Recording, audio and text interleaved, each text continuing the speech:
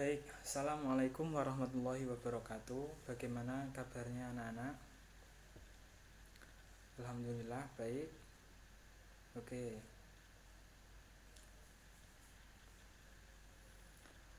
Baik, bisa dimulai pelajaran kali ini dengan bacaan Bismillahirrahmanirrahim.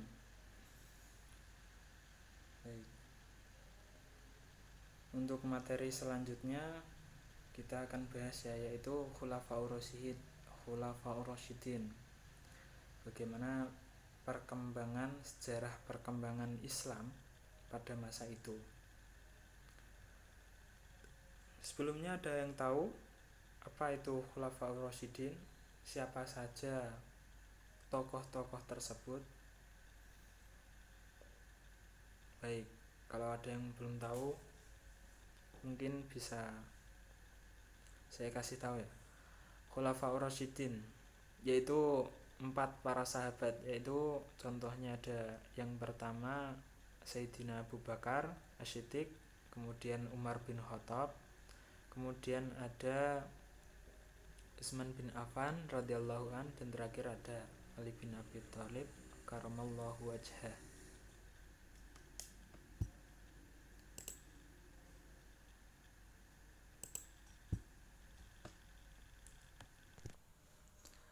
Oke, baik.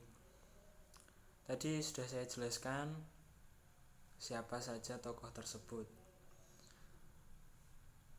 Ini materi ini mengulas dari kemarin ya. Oke.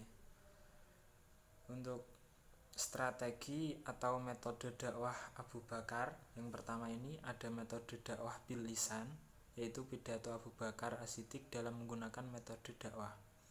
Kemudian ada metode dakwah bit tatwin, pengumpulan Al-Quran. Kemudian dakwah bil yad, dengan tangan. Kemudian bilhal, kelembagaan, dan uswatun hasanah, yaitu keteladanan. Dari perkembangan ilmu pengetahuan masa kepemimpinan Abu Bakar ini, lembaga pendidikan Kutab, contohkanlah itu. Kemudian dari materi-materi pada tingkat menengah dan tinggi terdiri dari Al-Quran dan tafsirannya, hadis dan mengumpulkannya, dan fikih. Adapun materi pendidikan yang diajarkan pada masa Khalifah Abu Bakar untuk lembaga pendidikan Kutab adalah belajar membaca dan menulis, membaca Al-Quran dan menghafalkannya, dan belajar pokok-pokok agama seperti cara wudhu, sholat, puasa, dan lain sebagainya. Kemudian perkembangan kebudayaan masa kepemimpinan Umar bin Khattab, yaitu sudah dalam reformasi secara administrasi dan mengontrol dari dekat kebijakan publik, termasuk membangun sistem administrasi untuk daerah yang baru ditaklukkan. Reformasi tersebut secara administrasi dalam mengontrol dari dekat kebijakan publik, termasuk membangun sistem administrasi untuk daerah yang baru ditaklukkan. Ya, lanjutannya tadi. Untuk dinamika kepemimpinan Umar bin Khattab, yaitu pada sistem dinamika agama, sosial, ekonomi, dan politik maupun administrasi. Kemudian ada intelektual. Dalam strategi metode dakwah Umar bin Khattab ada pengembangan wilayah Islam, mengeluarkan undang-undang, dan membagi wilayah-wilayah pemerintahan. Adapun juga perkembangan ilmu pengetahuan masa pemimpinan Umar bin Khattab, yaitu dengan pembidangan disiplin ilmu keagamaan seperti tafsir, hadis, dan fikih.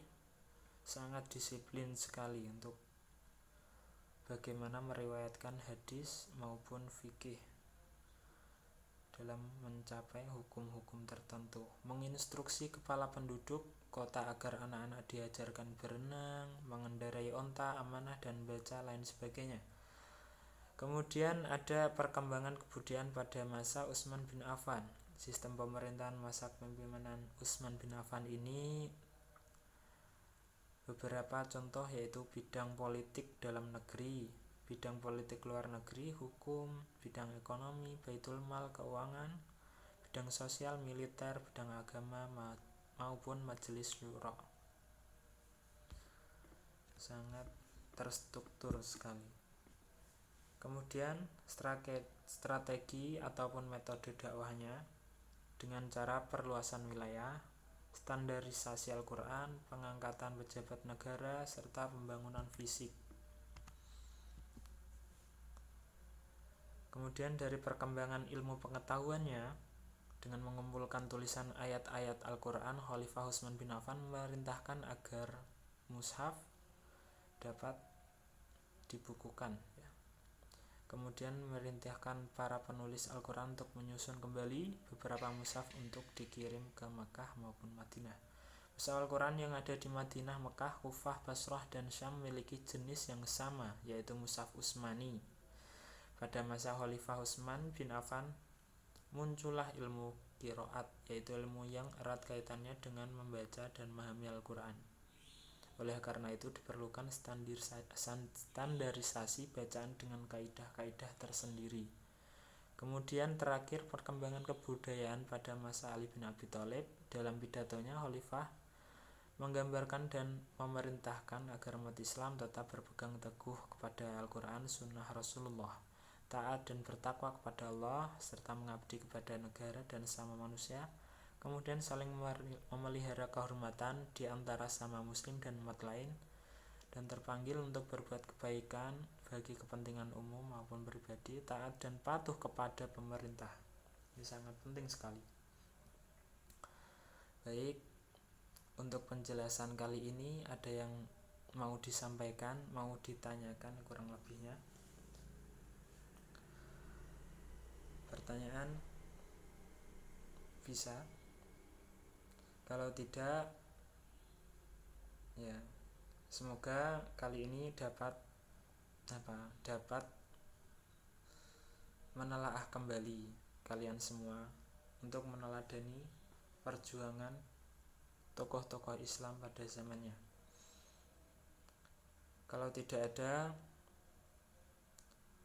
tolong untuk pertemuan selanjutnya carikan informasi mengenai sejarah perkembangan Islam, peran maupun pengaruh besar tokoh-tokoh tersebut dalam memajukan Islam.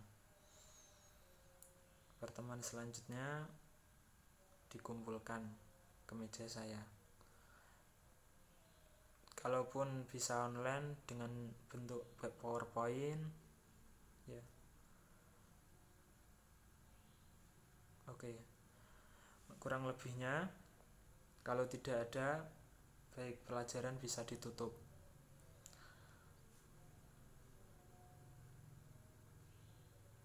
Sekian dari saya, kurang lebihnya. Berdoa dipimpin oleh ketua kelas. Monggo disiapkan. Doa mulai. Doa selesai. Oke, kurang lebihnya saya mohon maaf. Saya pribadi mengundurkan diri. Assalamualaikum warahmatullahi wabarakatuh.